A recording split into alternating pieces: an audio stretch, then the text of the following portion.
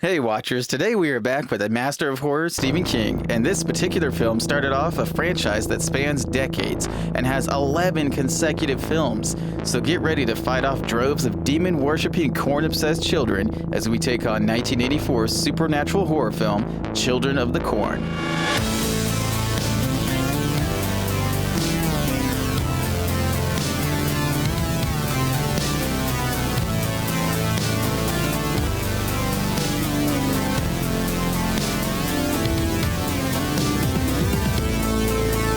Welcome to the Midnight Watch Podcast, the show where we discuss classic, cult, and modern classic movies.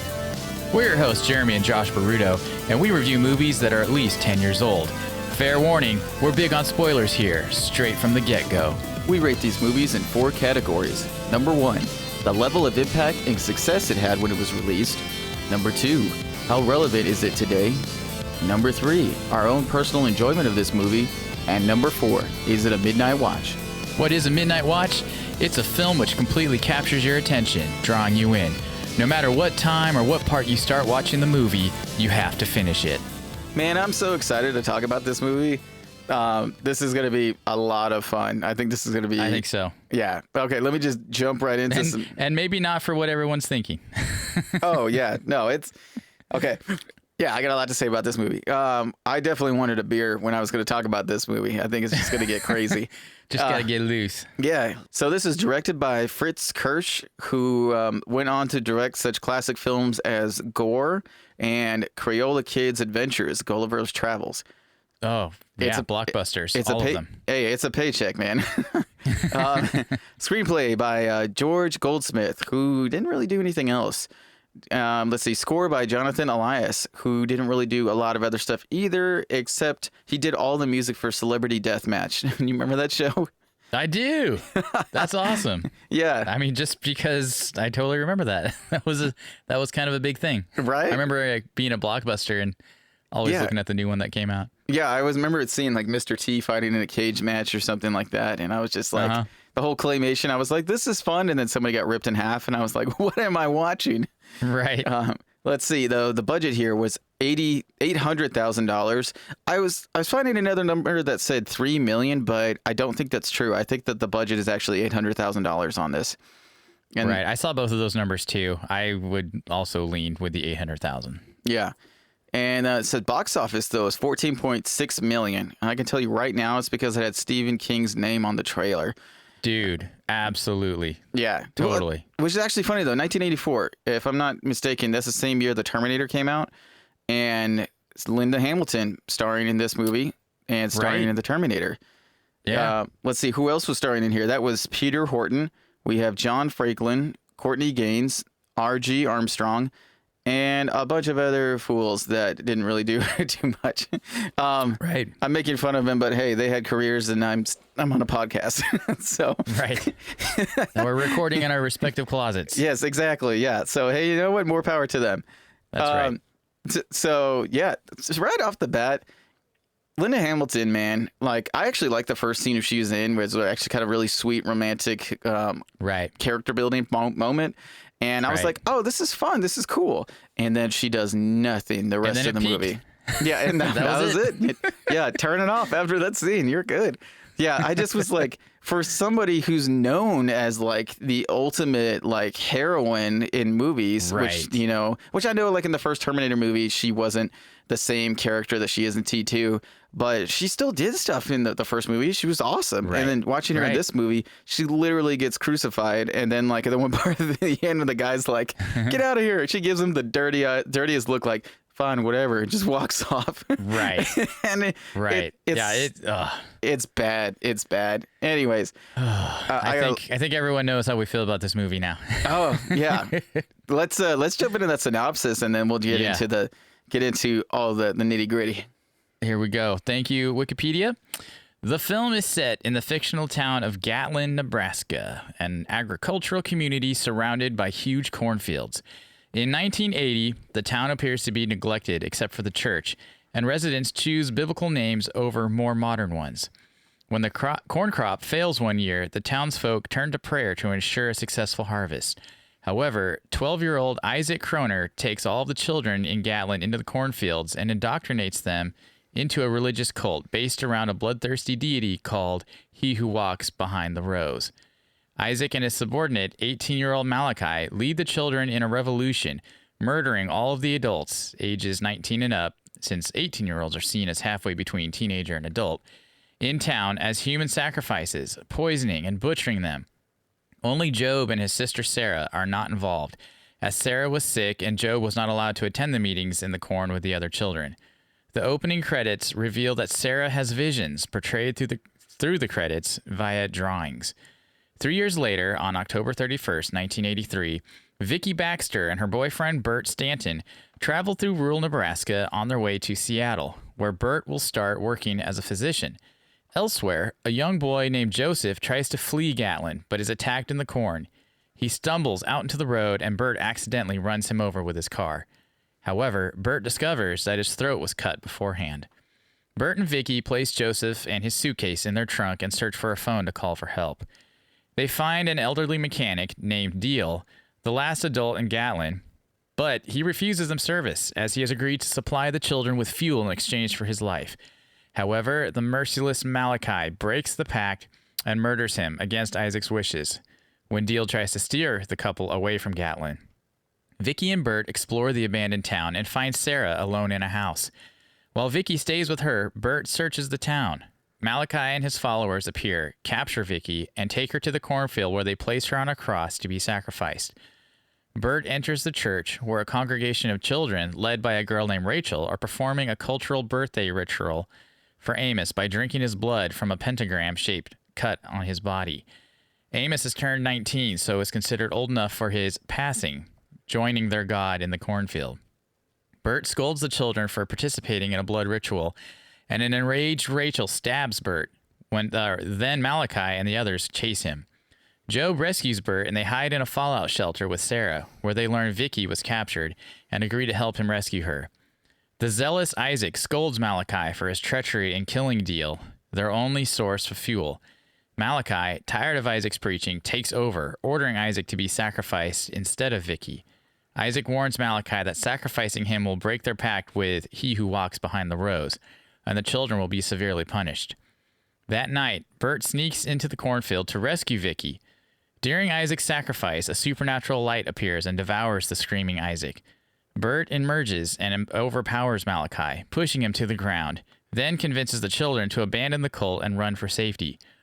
Isaac suddenly reappears, revived by He Who Walks Behind the Rows, informing Malachi that the deity is angered over him being sacrificed and that he wants Malachi sacrificed as well for his betrayal.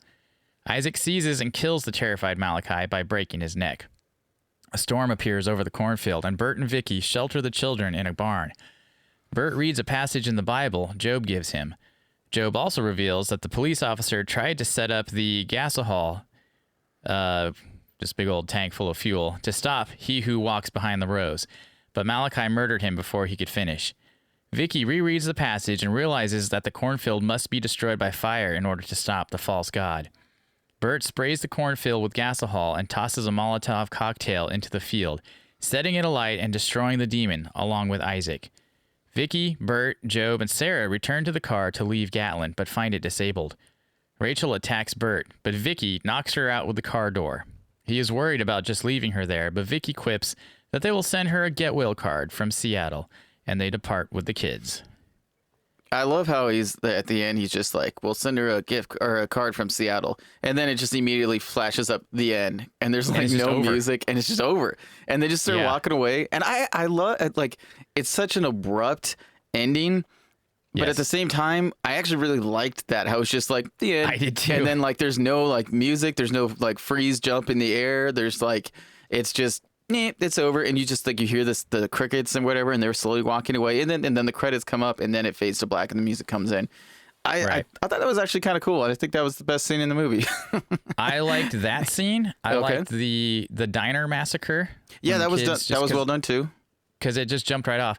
It had mostly off-screen violence, which I am a big fan of when it's done correctly, but unfortunately it was like 90% off-screen violence with no emotional payoff. Yeah, in this movie for me. I'm the same way. I feel like off-screen violence is it's a really good way of getting away with no budget, but at the same time in this movie though, I mean, it's Children of the Corn. Like you're expecting like gruesome let's bloodiness. see some I mean, dude, the picture is of the kid holding a Sith. Like that's when you see that you're like, it's Murder Town, USA. Right. And bro, the Wikipedia thing that I just read was more interesting than this movie. Yeah, it's true. Like, yeah, for real. And not only that, okay, let's backtrack a little bit. Have you read the short story? I did. It's been a long time since I read it. I remember I actually really liked the short story. I also read that book, the collection of short stories, and I don't remember this one, so I had to get the Cliff Notes on it. Mm-hmm. But as I'm reading the Cliff Notes, I'm like, okay, yeah, this was super dark. It kind of scary, and this I can't even say this is a neutered version of that. Mm-hmm. And the movie's a neutered version, and part of the problem is that I can't remember the screenwriter's name, because I guess Stephen King wrote a screenplay for this movie. Mm-hmm. And then they didn't like it because he really focused on the relationship of Bert and Vicky, which, as we all know, my opinion, the greatest thing with Stephen King stories is his character development, and you really care about these characters. I agree. You couldn't give a fart in the wind about these characters, except for Vicky in the hotel room, which, like you said, that was a really great part of the movie, and that was the only emotionally cool part, really. When it started, I was like, oh, this is better than I remember. And then like a few minutes later, I was like, this is worse than I remember. And right. So I think we kind of got ahead of ourselves there. But anyways, let me just finish my thought, and then we can backtrack even further, because we didn't talk about when we first saw this movie. Oh, my Lord. Oh, our bad habits are really bad clear. habits. Yeah. But anyways, yeah. So apparently the producers didn't like Stephen King's version because they focused too much on Bert and Vicky. So they went with this other guy. So it'd be more of a straightforward, scary thing. But good Lord, it wasn't scary at all. You know what's the funny part about it is, like, since most of the violence is off screen and you just see like these hands picking up knives and these shoes shuffling and shadows and stuff like that. That's all cool. If they didn't show Malachi, they didn't show any of the other kids, and the audience doesn't know what's happening. But like the first scene in the movie, you straight up know exactly what's happening. And so if it was more of a mystery and you weren't sure what was going on, then it would be cool. Because then, like, I think if then all of a sudden they're, I mean, I guess the name gives it away, Children of the Corn. But like if you didn't know it was kids, children, they would have almost felt like ghosts or zombies at least, or something mysterious. It would have felt more like Hitchcock. Right. I think that would have actually built on it. I mean, now like people know what it is. I mean, it's a cult movie, cult classic. Sure. I mean, obviously, there's like 8, 9, 12 other movies in the series, a remake, and then like it just keep coming. So, as Screen Rant said, somebody's watching them, so they keep coming out. I saw that too. Dude, I just gotta say it. This movie was freaking boring. Yeah. Like I was expecting a bad movie, and that's fine. I love bad movies. Right. It wasn't even schlocky. Like no. There was nothing to be like, oh, that's terrible, but I like it. Dude, it was just boring. Right. It was slow. I have a note down here. I actually took a lot of notes in this movie. I have more notes on this movie than I do trivia. So like I actually took a lot of notes too. So basically I wrote down the first 20 minutes of the movie basically was actually pretty good, and then it stretched into so I wrote the first 20 minutes of the movie is pretty much stretched into an hour and a half because there's like not a lot that happens, because like basically I would say once he says like blood coagulates after 4 minutes and they finally freaking get to Gatlin after this uninteresting part with R.G. Armstrong, who I like. He's a good actor. I've seen him in some other stuff that's good. He just had nothing to do in this movie. He's the mechanic. And when they finally show up to Gatlin, then it's like it's boring, and like the Malachi, I just want to punch him in the face. Like he is such an annoying kid, and which is kind of funny though. He was more goofy than menacing. Right. I'm just gonna be honest. I thought he was a goofy looking guy, and like I think he grew into his looks. But when he's all like Outlander, and I'm just like, dude, you could fit a bowling ball in your mouth, like. Right. Well, I feel like the movie's full of like no acting from the kids, and then overly dramatic acting. Right. It's weird. It's okay. Hey, we gotta stop. Time out. When did you first see this movie, Jeremy? Oh gosh. Probably when I was on my Stephen King kick, so I would say probably like 2008 or something like that. And I remember back in the day watching it and thinking like, hey, this was interesting. But after reading the short story, I was like, dude, they could do this movie so much better. Right. I really think they dropped the ball. Okay, so let me back up real quick. Josh, when did you see this movie? Well, about 4 days ago. Oh, okay. Man, you must have been disappointed. Oh, wow. Well, it's okay. Yeah. I was expecting, like, I had a low bar. I was expecting to be not disappointed. I was expecting a bad movie. Right. Not a boring movie. Right. But, like, that's the thing. You expect it to be so bad, it's fun. Right. Well, it's like Maximum Overdrive. It's such a terrible movie that it's awesome, and I loved it.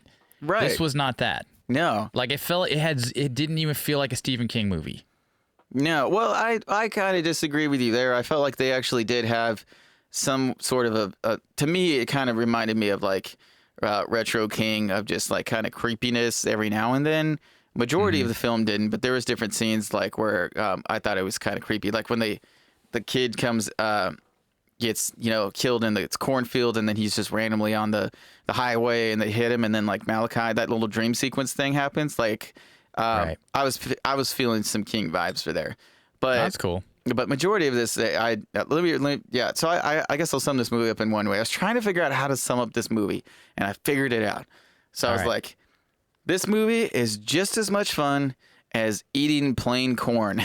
Like, it's literally like you got to jazz it up a bit. You got to add something to it, Right. Like, and not sweet corn, right? No, not sweet corn. You got to butter it up. You got to get some Mexican corn, put some sugar on it. You got to do something to it. And because this story is interesting, like I know. Yeah, the story is fantastic, and it's super disturbing. Yeah. Especially like a lot of Stephen King's earlier stuff was definitely more on the disturbing side. Right. And this movie was not that. Though I'm curious what you think about this. I feel like part of the problem with this would have been the editing. Because like you said, there's definitely some parts that were really stretched out, and the movie clocks in at an hour and a half. So, 90-minute movie. I'm sure they didn't want it to be shorter, but I wonder if you could edit this down, just make a good movie with the footage they had. I'm just thinking maybe you could re-edit it and make it creepier, faster paced. Like you said, you could probably even cut out some of the stuff with the kids, so you just, it's all vague as to who they are exactly. And definitely pick up the pace. But yeah, I think you could re-edit it what's even here. Right, because it's kind of weird. They like keep... So the confusing thing is like they show Malachi blatantly kill... Well, okay, so the beginning, they have the diner murder scene, and you're like, oh, this is crazy, like this is like, this is intense. And it gets right into it. Like, we're barely a few minutes into the movie. Like, the credits are basically still rolling, I think. Yeah, pretty much. Just after the credits. Yeah, actually, I think it's right before the credits, because then like the credits roll and the girl is drawing the pictures. Oh yeah. And you're right. So yeah, it's immediately you're into it, and you're like, oh, we're in for a good ride. Right, and then after that, then they hide Malachi, or like you don't know who kills the kid in there, and then immediately after that they show it's Malachi, and then like later they don't show the kids when like the mechanic's got to get killed. And then then you get the idea it's Malachi and it's a bunch of other kids. And so it's weird. It's literally, I've never seen this in a movie before, where they show you the monster in the first 5 minutes, and then they don't show you the movie for the monster for 10 minutes, and they're like, ooh, what is it? And you're like, I just saw the monster. And then then they show you again. And they do that back and forth and back and forth. And then at the end, you're like, oh, dude, Malachi, like he's this big scary guy. And then Bert just hands his butt to him without even trying. He's at the end. It's just like, I mean, the dude's 18-year-old kid who didn't really have anybody taller than him fight him or whatever. And so I do love how Bert is literally pushing them around because they're kids. And he's just like, I actually really liked Bert's character. I thought that he was actually an interesting character. No, the editing, I can see that if you cut out the parts where you see who's killing, and then like the first scene that you see of the kids, you would see them where Elias, I think his name, or Eli, it's his 19th birthday, and they're like cutting his chest, and he's like, I get to go to see him. Like, that scene's creepy, because then you're just like, what's going on? And that's when you get the major cult vibes instead of just murderous kids. Right. But, yeah, because they talk, you get the idea that there's some cult going on, but not enough to really care, until that one scene. Yeah. And then I thought it was... Oh, sorry. Finish your thought. No. Go ahead. kind of jumping subject a little bit. So the leader of the cult, the kid Isaac. Dude, I was literally about to bring him up. So yeah, go ahead. Well, fantastic. So good. Yeah. We're tracking here. He looks like a weird and odd 12-year-old kid. Turns out he's actually like, I don't know, 25, He was 27. 25, yeah. Yeah, because he had some kind of hormone... hormone disorder or something like that. Where apparently after he hit puberty or something like that, then like he just stopped growing instead of started growing. Right. And so he completely stunted, but not like a midget. I mean, he was a midget, but he was proportionate, but he just literally looked like a child. It was crazy. Well, voice, everything. It's weird. Like his face, it sounds weird, but there's creases in his face where there's not creases in kids' faces. That's true. Exactly. That's why I say weird. Yeah. So when you see him, he looks older than a 12-year-old, but he looks like a 12-year-old. And so it's actually, it's weird. Like he looks freaking weird. Like I think, like I didn't like it initially because I was like, why didn't they get a 12-year-old kid to play this? But then thinking about it now, I'm like, I actually kind of like that. He's actually kind of like, he looks like it's weird. Like you can't put your finger on him. I was just like, is that a kid or is that an adult? And that was good. I actually like that. He's very authoritative, so it does kind of work. Yeah. And tying in with that, so when they're driving in the car, Vicky and Bert, as they're on their road trip, and they haven't hit anything crazy yet, but they turn on the radio because they're bored and they hear a brimstone and fire preacher going at it, and they make fun of it and they're like, oh, that's funny. But in the book, it's actually Isaac. That's what I thought, and they didn't. Who's preaching? Yeah, and they didn't do that. So I just feel like they took out a lot of the things that would have been interesting to have it tie in, tie all together, and they took all that stuff out for no reason. Like I don't understand the logic behind not having him be the preacher on the radio. Right. I feel like they should have. There is some really good cult horror movies out there. When I mean cult, I mean like they're about cults. Right. And I feel like this movie should have been, pardon my pun, the king of cult movies. Like it literally, it should have knocked it out of the park. And it's like other people watching this. I mean, obviously there's 12 other movies in this. So other people are like constantly trying to hit that bar with this because it's a cool idea. It's cool. Have you seen any of the other ones? No, honestly, because once I watched this movie, I was like, I don't want to watch any of the other ones because like. If this movie's boring, then the other ones are bad. But I literally was just talking to a friend of mine at work, and he said he's seen some of the other ones. And I was like, are they better than the first one? And he's like, no, they're worse. But a lot of them What does that mean, though? Are they more... I mean, if it's possible that they're more boring than the first one... No, he specifically said after that, he said, but they're like so bad, it's good worse. He was like, the first was just... There we go. He was like, the first was boring, but then like apparently number 3 is actually pretty good. Bad good. Which I'm all about that. I love terrible films. Absolutely. And that's fully what I was expecting this one to be. Yeah. Though, dude, the little narrator Job is actually, I thought that was funny because he's like literally narrating something. He's like, then my dad got on the phone. And then his dad's like, I'm going to go make a call. And you're like, really didn't need that narration. And then the one funny thing was funny when the funny thing was funny because. How funny? It was really funny. Let me tell you how funny it was. When the kid's like, hey, I'm going to run away. And then Job's narrating. He's like, yeah, we were following him, but I wasn't scared. And then like right after that, he's like, I'm scared. And I'm like, okay. Right. So that's got to be like played for laughs. Like otherwise that's horrible editing. But so I thought that was kind of funny. So I wrote down, narrator is unreliable. Right. Well, I think they tried because with having the kid narrate, and he's a great little narrator, but it sounded like fun character. It should have been like an old timey show like The Waltons or Little House on the Prairie or something like that. It felt like it should have gone with that vibe, and maybe that's what they were trying to incorporate to make it more jarringly different when it goes to the scary stuff, but. Right. It I don't know, man. It fell flat. Like you were just distracted by that more than anything versus, oh, it's cute. Oh, it's horrible. There really wasn't that. No, like, and it's interesting because like their hair, their clothing style after. Well, first off, there's a 3-year jump from the first massacre to when Bert and Vicky show up on the scene. Which, side note, Right. more main characters need to be named Bert in movies. Let's just right away. Yes, absolutely. But the funny thing is, this is just I was just like, I guess I would call it the continuity error. Is the kids don't age. I mean, like, it's 3 years. I mean, shoot, my daughter looks different in 3 months, and so Right. like, yeah, just seeing that they don't age at all, I'm like, well, I guess I personally think it would have been cooler if there was no time jump. It was like, this has just happened, it's fresh, because they don't explain a lot of things. Like I think what the Wikipedia explained more about the story than the movie. Exactly. And I don't remember. I feel like whoever wrote the write up in Wikipedia was also pulling from their memory of the book. Or the sequels. Maybe the sequels fill in a lot more. Or that could be too. Yeah. I wouldn't be surprised if they pulled from that, inadvertently as well. Yeah. Speaking of continuity errors, when they're driving the car and they hit the one kid Oh, yeah. who was basically dead.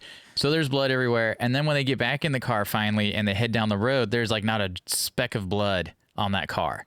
For like several scenes as they're driving, and then not until they get to the gas station to make the phone call do you see there's blood all over the front of the car. And dude, also, like, when the kid, he's face down after they hit him, they turn him over so he's face up, and then they're talking, and then the last scene they show of the kid before they put him in the car, he's face down again randomly, and I'm like, dude, that's a huge continuity error. I know. That's literally like, somebody in the editing room should have caught that. I mean, I know we're just picking at the movie now, but I laughed out loud when I saw that. I've done a couple of small things, and I made those mistakes, and it was funny though. Well, that's where it kind of surprised me that the producers wanted to, well, one, not use any of Stephen King's input or his writing, which he'd already put out some major hits. He's already a massively popular writer, but then you get this director who's a nobody. You get a screenwriter who didn't really do a whole lot, right? And you get this very bland. You couldn't even call it a scary episode on Little House on the Prairie necessarily. It was just kind of It's just kind of there. Anyways, yeah, I'm curious if you could re-edit this. If obviously you could fix some of those continuity errors. That would be interesting. But I think one thing that would also help the movie a lot too is I really didn't like the score in this film. I thought it was really boring. And I guess Pet Sematary came out in 89. 89. Yeah. I mean, we did cover that movie, but I already forgot. So they had the same like children's voices, and I know that was probably a pretty popular thing to use in a horror. Let me back that up. I like the children's voices. That was great. That set the mood immediately at the beginning. I like that part. I didn't like the rest of the music though. No, but I to tack onto that, it was cool at the beginning, but I feel like it was overused, and there was never any like. And maybe just because visually there was no emotional payoff to either the terror or the gruesomeness or any of that. So it just felt empty having all those voices, and not in a cool, haunting way. It was just, they're there. It was like they're dangling the carrot like, oh, it's going to get creepy. It's going to get, horrifically gory. And none of that ever happened. Right. And dude, they should have had Tom Savini on this film as the special effects artist. Like, that would have been amazing. That would have just brought it to a whole new level. Don't get me wrong. Like you don't have to have gore in a movie to be interesting. But this movie's not interesting. So it's like, let's see some gore, dude. So we've covered several directors who were either unknown or hadn't done much, or it was their first film. You got the guerrilla style of George Romero. What's his name? Who directed Phantasm? Oh, Don Coscarelli. Right. Toby Hooper. You just have all these guys that were able to pull off-screen violence. Right. And didn't have a lot of blood and gore everywhere. So I don't feel like you don't need a big budget to do that and make a creepy, scary movie. Right. I think probably the biggest effect in the movie was not seeing the monster at the end and the way that the ground would like ripple because there was something like flying under the ground or right, but maybe that was cool at the time. Right. I don't know, man. They called that totally. They called that the turtle, and it was an upside down wheelbarrow that they had dug a trench and then had that underneath that, and they were running it down, which they had to apparently they had Boy Scouts build that because they were interested in making films. Which, I mean, I think that's fun, but it is cool. And now that I know that was a cool low budget, hack, a DIY. I mean, that's awesome. I appreciate that scene even more now. There was no payoff. No, unfortunately, dude, we're dogging this movie really hard. I don't think we've ever dogged one. No, I don't think so either. That's why I was really looking forward to this movie. After I finished it, I was like, I cannot wait to talk about this film. I know, because I was watching it too, and I'm like, this is so boring, man. I'm so disappointed. Like, there's movies that we've watched that I didn't like, but it was still interesting. Yeah. I have a solid reason for not liking it, not just that it was uninteresting. Right. I remember going back when we decided to watch this movie. I was like, okay, I think this is going to be interesting, because I remember this film is it was interesting, but my God, watching it now, I was just like, I look at it, I was trying to find things to clean while I was watching this movie, or just I was bored. Anything to pass the time. Right. I was like, you need help with Harper, Aubrey? Oh, don't worry about the movie. I'm not missing anything. Right. Oh, okay. Well, I gotta say this though. There's a couple of notes that real quick. Let me drop some trivia real quick. Yeah. Any trivia you have? Let's spice this up a little bit. So actually, John Franklin, the guy who plays Isaac, who is the 25-year-old who was playing the 12-year-old, right. It's kind of interesting. He actually was an actor here and there in different films, and then after 9/11 happened, he saw what he says the shallowness of showbiz, and so he left showbiz altogether, and he became he became a teacher at a school. So I think he's still teaching now. I don't know if he's retired, but like a full on school teacher. And I was like, that's actually pretty cool. And yeah. I know he's in some of the sequels, and so I think he might have come out of retirement. I believe all those happened before he made that decision. Okay, that makes sense. But I thought that was pretty interesting. And I actually kind of want to watch the one. It's called Isaac's Revenge or something. I think it's the 6th. Yeah, one? 666. Yeah, right. The Return of Isaac. He wrote the screenplay for that, so he might have even helped produce it. And I didn't get much further beyond his role. He replayed his character obviously too, but that sounds like it was kind of something that was kind of a passion project for him. I think that was in the mid 90s or so. That makes sense. I don't know. I might have to go through these films and just start watching them and seeing what's up. Sure. So let's see. The safe goal of Hemingford that the main characters are trying to get to is the same place the heroes of King's novel The Stand are also drawn to in their dreams. So I was like, there you go. There's the Stephen King tie-in right there. Right. I think the book that Bert is reading at one part in the car is Night Shift, which is the book that this story is in. And so I missed that. That's cool. I thought that was cool. And then right here, it says that this is the first of several Stephen King movie adaptations that stars one of the Terminator 2 main characters. So you got Linda Hamilton in this. Then you've got Pet Sematary 2 with Edward Furlong. And then you got Arnold Schwarzenegger in The Running Man. So yes. Yeah. Yes. Oh, I can't wait till we get to that one. Yeah. So we got. I thought that was pretty funny. And also, too, there's Art Pupil, which has Joe Morton in it, which I haven't seen Art Pupil. So Apt Pupil. Oh, yeah, Apt Pupil. I don't know why I was always thinking. I was thinking of the movie Art School. Anyways, Apt Pupil. Yeah, I have not seen that film yet, so I'm excited when we get to that one. Did you read that book? That's the Richard Bachman one. No, I didn't. When he had his pseudonym.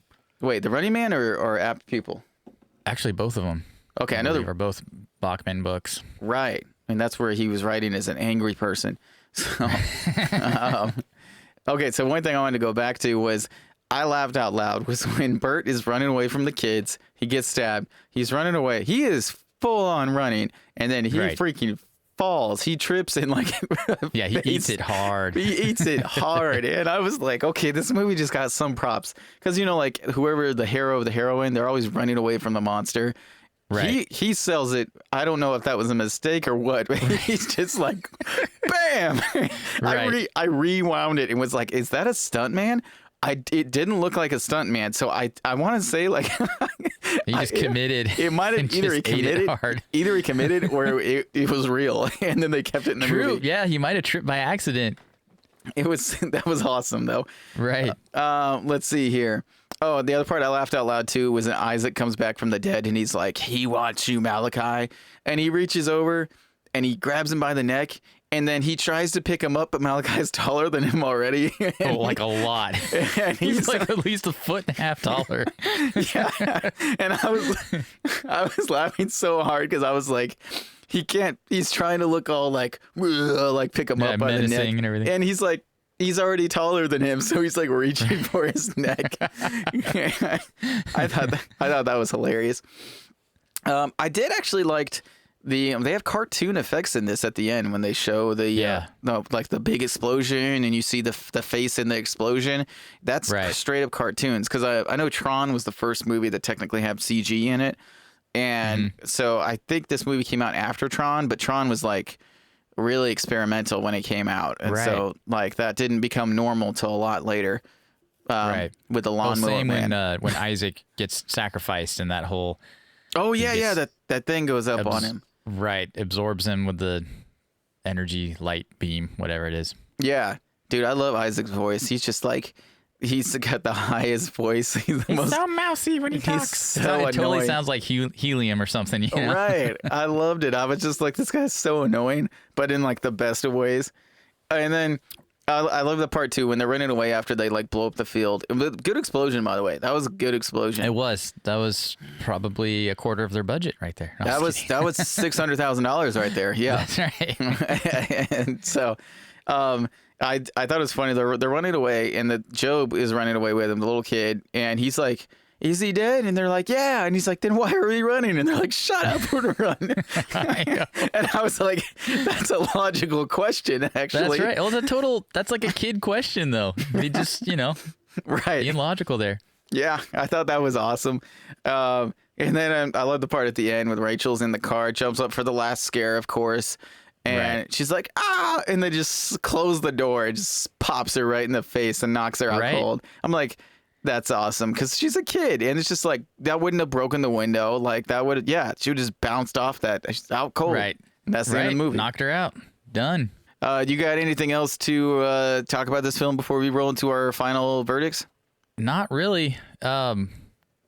Just kind of tying in, I guess, with the end after they knock her out, and the kids, the brother and sister, Job and Sarah, they're all joking together. "Oh, can we come stay with you?" or something like that. "Oh yeah, you can stay for a few days." Anyways, they're just chopping it up, laughing like it's the most wonderful thing ever, and they're all gonna live happily ever after. It's just like, you just survived this catastrophic, awful thing, and it's just wonderful life. Here we go. And I think, and then it just, like you had said at the beginning, it just ends. It's just done. And I think part of why that's so cool of an ending is because it's over finally. But maybe that's the feeling, not of coolness. Maybe it's a feeling of relief. Exactly. That, the torture is over. Right. Okay. My final thing is the preview for this. Oh yeah. Was way better than the movie, and it was intense, and it was fast, cuts. Just like a great, preview should have been, but the movie could have been a lot quicker like that. And yeah, it was scary. Like, if you're a Stephen King fan, you like horror, if you would have seen that preview, you would have been super stoked to see the movie. Yeah. I would have totally gone to see it. It looked creepy. The music was legit. They had the strong 80s music going on there. I was like, "Oh, dude, this looks cool. Too bad I already know the movie's terrible." But let me rephrase that. Sorry, not my cup of tea. Obviously, there are some people that like this movie. A lot of people like a lot of children like this movie. No, if you need a horror movie with training wheels, we recommend Children of the Corn. Children of the Corn. And I can't speak for the rest of the movies. I haven't seen them, but yeah, this movie's I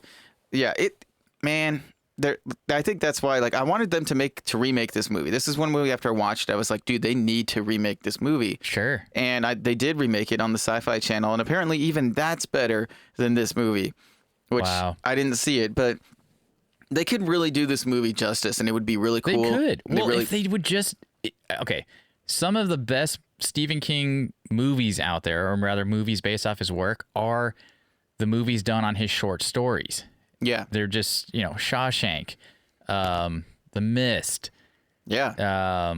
we won't have to list all of them. But anyways, most of those ones turned out to be really good movies. And if you read the short story, it's super disturbing. It's fast. I mean, it's really unsettling. So just make that the movie. Like, do what happened in the story. And you're going to have, a banger of a movie that's terrifying and very much going to leave you unsettled. Right.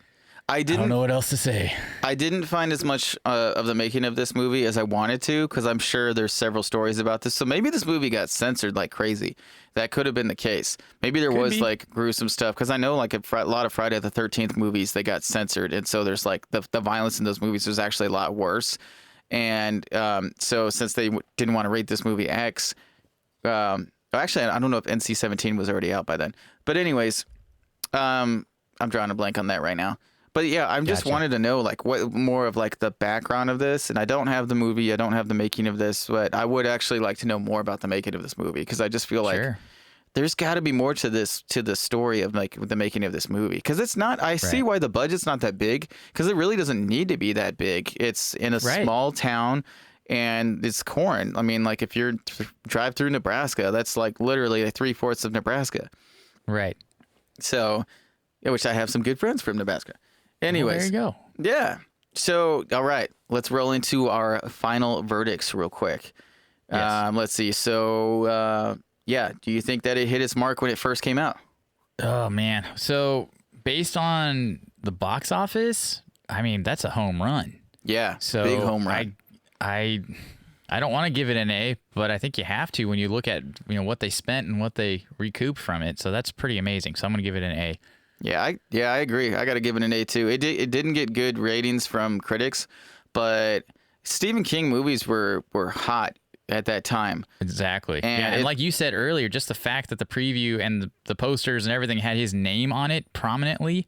Right. I mean, that sold tickets right there. Yeah, because the idea is cool. You see the Sith, and you're just like, oh man, like this is like, what is this? This sounds super creepy. So, but apparently, but it's not like though people went to go see it and then they're like, no, it's bad. It's 14 million. That's a big difference. So like, like Christine was made on 9 million, and I don't think that movie was not even close to as profitable as this one.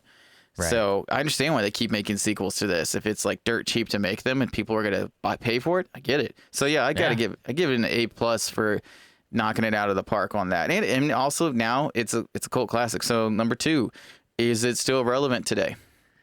Yeah. I mean, just looking at all the freaking sequels that keep coming out. I mean, people keep loving it. It's still, I mean, as far as horror franchises go, I mean, that's pretty massive. Yeah. And there's really not been any gaps. I mean, there was a gap between the first and the second one, I guess, but then after that, it was pretty steady. Yeah. For, 20, 30 years. So I guess you got to give it a B. I think for the it's kind of like the Twilight franchise. Like they had a built-in franchise that kept coming to see the movies, so they kept making money. So I think, is it still relevant today? I mean, people keep returning to this series, so I'd give it a B as well. I think that makes sense. It's not like a huge hit, but like if you've seen horror movies, you like horror movies, and you hear Children of the Corn, if you haven't seen it, you know what it is. Right. So it is one of those. I think I would definitely say it's one of those cult classic movies from the 80s. Kind of blew up more in the 90s and beyond, really. Yeah. When you look at all the sequels and whatnot. Yeah. All right. What was your personal enjoyment of this film? Oh man, it's a D. Okay. A D. Strong D, huh? Yeah, solid D. I almost gave it an F, but it wasn't like I was going to turn it off. It was just boring.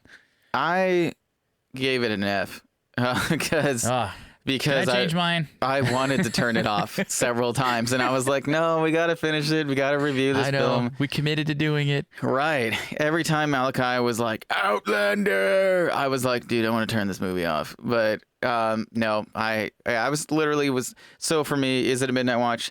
No. I would rather sleep than watch this movie. What about yourself? Yeah, it's a hard no for me as well. But like I said, boys and girls, if you just want to try out horror movies for the first time and you don't want to be too scared, this might be the movie for you. I don't know. Like they may not be too scared, but they may be like, all horror movies are this boring.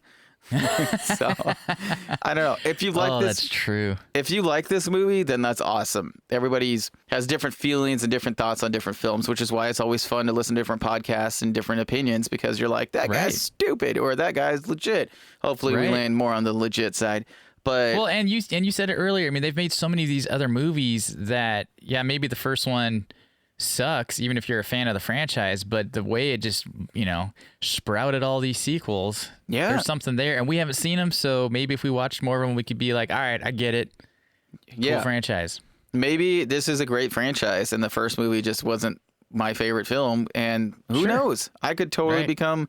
What do you call me? Is this you'll become a cornhead? I don't know. I don't know.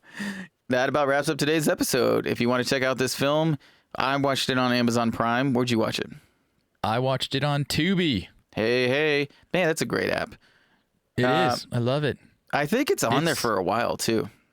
Yeah, it's been there. I mean, you showed me Tubi a year ago, and it was on my list from then. I guess people aren't really fighting over the rights for streaming this film. I don't think so. Well, special thanks to our sound producer, Jake Colvin. And if you had as much fun as we did on this episode, we would love it if you shared it with your family, your friends, your children, anybody that you think would like it. Your mailman. Your mailman. Yeah.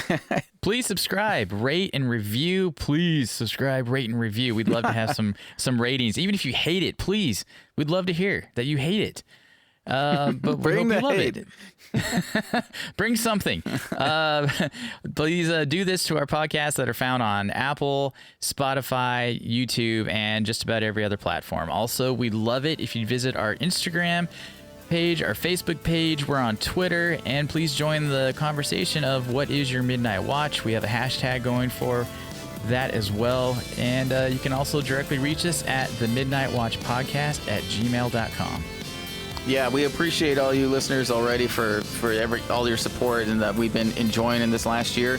And the reason we're asking for subscribing and for comments and stuff is we also want to know, what do you guys like? Like, where do you want this podcast to go? So, yeah, hit us up, email us, and all that stuff. Chime in. We appreciate it. Thank you so much, you guys. You have a fantastic week. And as always, keep up the watch.